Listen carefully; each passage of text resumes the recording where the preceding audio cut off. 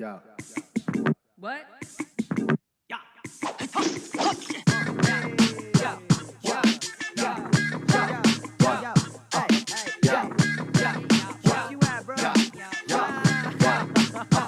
Yeah, the whole crew styling when we step out of the car. Bouncers lift the rope and the crowd goes off. 20 shots to the table, we don't even hit the bar. But let's kick it off and let's turn the conversation to, we're celebrating Women's History Month. Yesterday, we're taping today, March 9th, but yesterday was International Women's Day. So people were actively on social media posting, who's inspired them. I just briefly want to say I've been inspired by my own line of women. My great-grandmother, Ana Marquez, left the Baleares Islands with her 3 girls and sailed to New York and then off to Cuba to meet her, her husband, who had left months before to establish his own shoe business in Havana. So it takes a big woman in the early 1900s to pick up, sell all your stuff with your 3 young girls and go chasing someone else's dream, right? So I'm inspired by that, and I think I get a lot of my energy in my DNA from these women. So I just wanted to remember her briefly. Well, and it certainly shows that it shows in you. You're definitely part of that heritage. And I heard someone say recently that women are responsible for the culture of the world. You think so? And I think that was a great statement to make. And I'll explain why maybe another time, but men have long suppressed women's history in the arts in particular. And I'm getting involved with a museum retrospective of somebody that I knew from Provincetown in the 70s. And she is a terrific artist and should be remembered as one of the greats. But the male domination of art history has suppressed her presence. Well, I think the times are changing. So let's kick it off and talk about a very inspiring story with Kerry Gruson. It's an inspiring story because, she grows up in London. She moves around because her parents are journalists. She's a graduate of Harvard University and a contributor to the Harvard Crimson, which is not an easy thing from what I understand. And her life changes one day interviewing a Green Beret. So do you want to kick it off there? Sure. So Kerry, as you said, grew up all over the world because her parents were constantly getting moving to new papers and going to different parts of the world. And so she's very sophisticated, and she got an assignment when she got out of Harvard to represent, I think, 5 publications and go over to Vietnam and cover the end of the Vietnam War, which had started to fade from the headlines in the United States. And on the way, she stopped in Hawaii to interview a Green Beret. And the Green Beret had an hallucination and thought she was a Viet Cong attacking her. And he tried to strangle her to death. And he left her for dead on the floor. Somehow she survived and ultimately recovered to live a long life. She's still alive, but she was paralyzed. I would say from the neck down. I mean, she has a slight movement in her arms and hands, and she can talk, but her head is permanently at an angle like this, and so she's confined to a wheelchair. And most people would have given up. And instead, what she did was create a 27-year career with the New York Times, based out of Miami. And she has a spirit of, I can do that, whatever it is.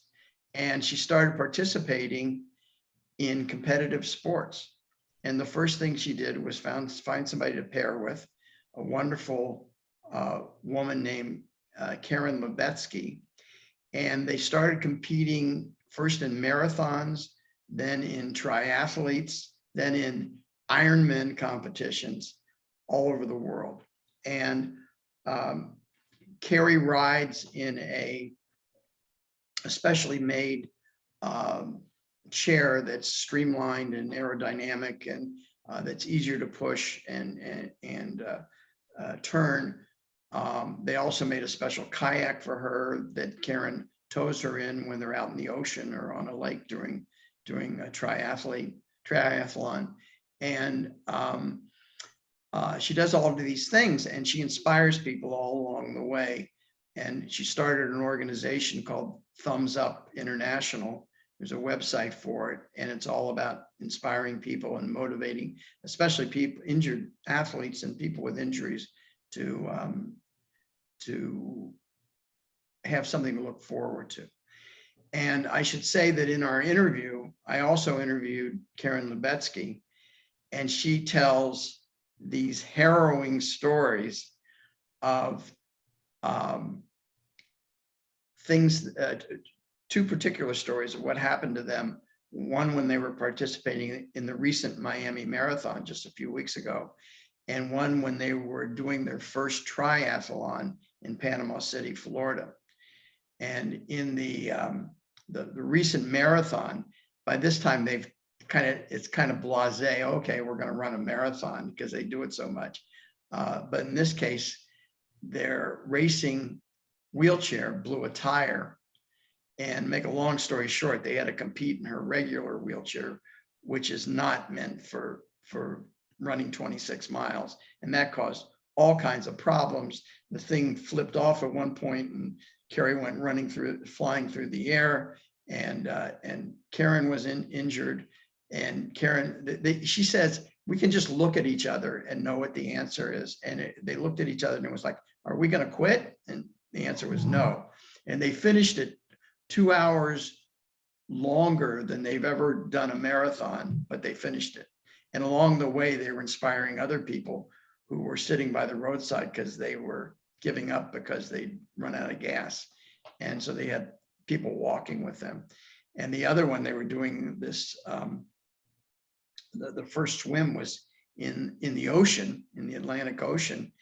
And as soon as they went into the water, a shore wave, a shore break, hit the kayak and flipped it up like into the air. And again, Kerry went flying like 100 feet, and she winds up face down in the water with no way to move, no way to turn herself. And everybody's panicking, but they saved her and they went on and finished the race. So that's the kind of thing that Kerry does. And she also has a kind of a wicked sense of humor. And I asked her about her sense of humor. And I said, is that important to you? And she said, well, it's my defense and my offense. And she explained what that meant. So she's a remarkable woman. She lives on Venetian Causeway with a great view of Miami. and everybody should go down to her next marathon and cheer her on. Yeah, I mean, just watching your interviews with her, you can tell that she's really a survivor, but somebody who turned, a tragic, altering, life-changing situation in something extremely positive, because she went on to have a great career. And now, she's been doing sports. So it just comes to show you that it's all about your attitude and kind of your own spirit of just wanting to get better and say, you know what, this is not going to bring me down. So, celebrating Women's History Month and kind of featuring some of these trailblazers, what can our listeners, our audience, take away from her story? I got to pause for that one. She's got quite a story. I mean, she comes from, a family of journalists. So she has an accomplished career with the New York Times, but she has an altering, life-changing experience that could have set them backwards.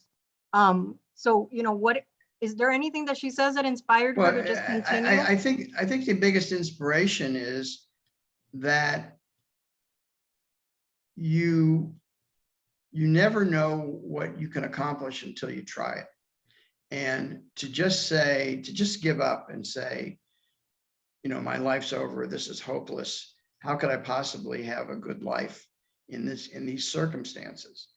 And by showing her courage and her upbeat approach to life in general, she has surrounded herself with friends, and she has admirers all over the world. And she's gain fame and celebrity as well.